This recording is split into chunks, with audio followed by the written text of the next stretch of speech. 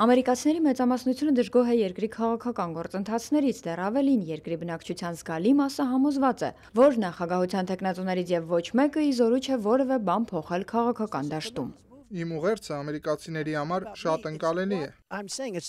Թեև որոշ քաղաքական վերլուծաբաններ ծաղրում են Թրամփի քաղաքական ամբիցիաները նրա քաղաքական ծրագրի բացակայության եւ կոշտ դիրքորոշումների պատճառով, հարցումները ցույց են տալիս, որ Թրամփը հանրապետական թեկնածուների շրջանում առաջատարն է։ Թրամփի մասնակցությամբ վերջին հանրային քննարկումը Նյու Հեմփշիրում հավաքել էր 2000 մարդ, մինչդեռ Ջեբ Բուշին, որը ընտրարշավի վաղ փուլում համարվում էր առաջատար, լսելու էին եկել ընդամենը 150 մարդ։ Դեմոկրատական կուսակցության թեկնածուների շրջանում մեծ ուշադրության է արժանանում Վերմոնտի սենատոր Բերնի Սենդերսը։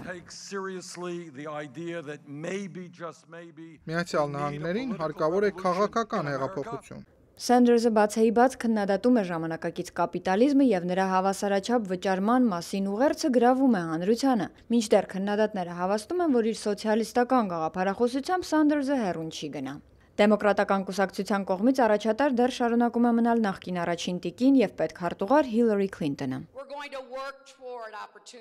Թեև քննադատները հավաստում են, որ Թրամփի կամ Սանդերսի հաղթանակը ընտրություններում քիչ հավանական է, սակայն այս երկու թեկնածուներին հաջողվել է ուշադրություն սևեռել այնպիսի կարևոր խնդիրների վրա, ինչպիսիք են ներգաղթի եւ դասակարգային անջրպետի խնդիրը։